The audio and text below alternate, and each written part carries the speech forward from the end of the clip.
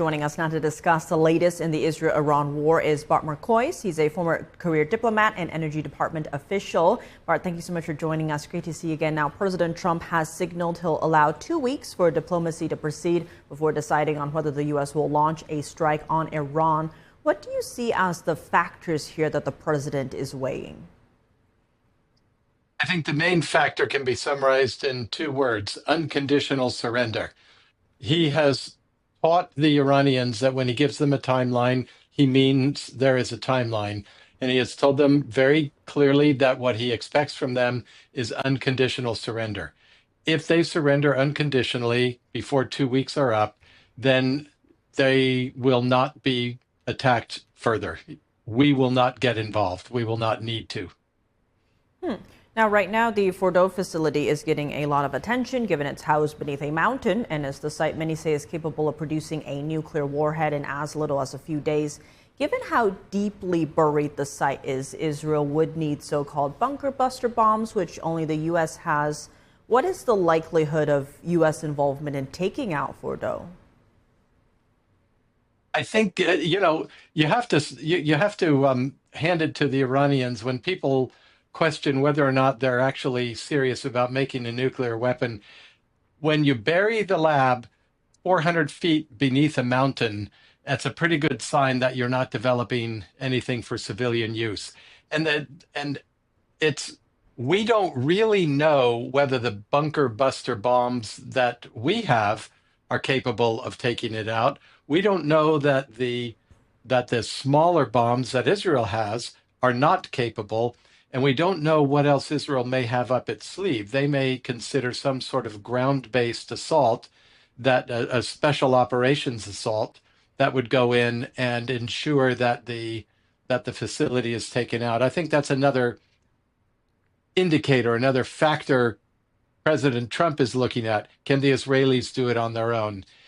If they cannot, and if the Iranians have not surrendered at the end of 2 weeks, then I think it's highly likely that we will see a couple of B-2 bombers take off from Diego Garcia or Whiteman Air Force Base in Missouri and will bomb. Each one will have 2 GBU-57 bunker buster bombs. The first one will open up a very deep hole. It'll burrow down into the ground and explode. And the second one will go into the hole that it created and burrow deeper and explode. And then the second plane will deliver 2 more bombs for good measure. And after that, we'll have to have some sort of eyes-on contact to verify and confirm that the facility has indeed been destroyed.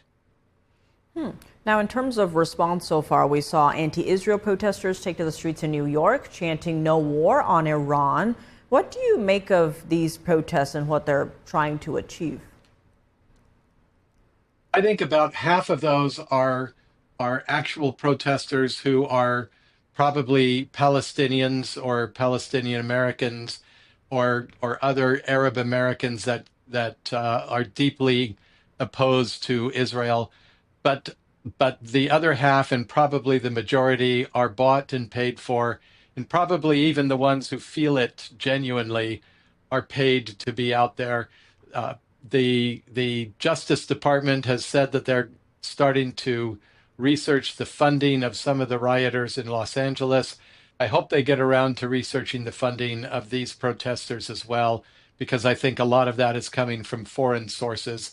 And it's just meant to try to separate the American people from the nation of Israel, to blind them to what was done on October 7th and to all of the statements made by Iran and by Hamas and by so many other groups, that they would do it all over again 10,000 times as soon as they get the opportunity. These are people that want to kill every last Jew, not just every last Israeli, but every last Jew, and then start on the rest of us once they finish those first 2 tasks.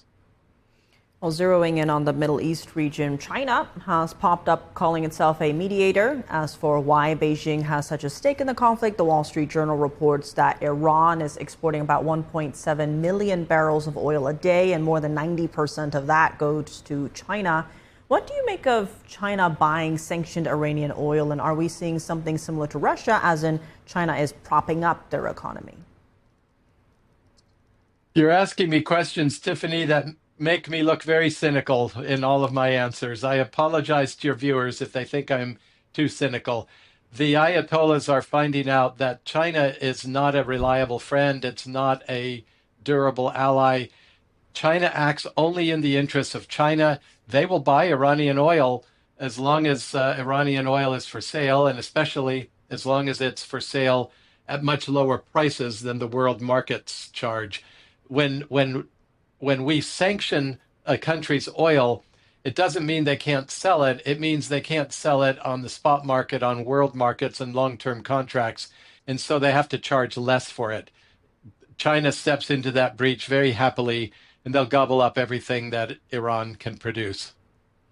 Now, on top of that, there are reports that China has been sending missile fuel materials to Iran since January, and some believe that support may still be happening. What is China's calculus in this region? Why help Iran?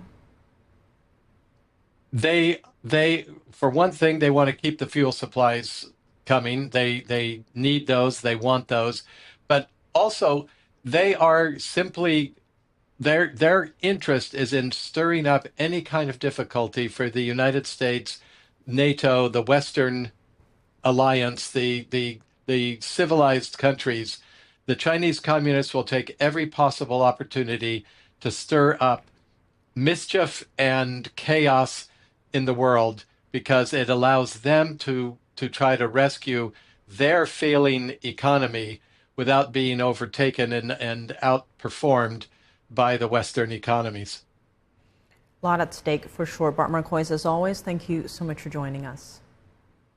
It was my pleasure. Thank you.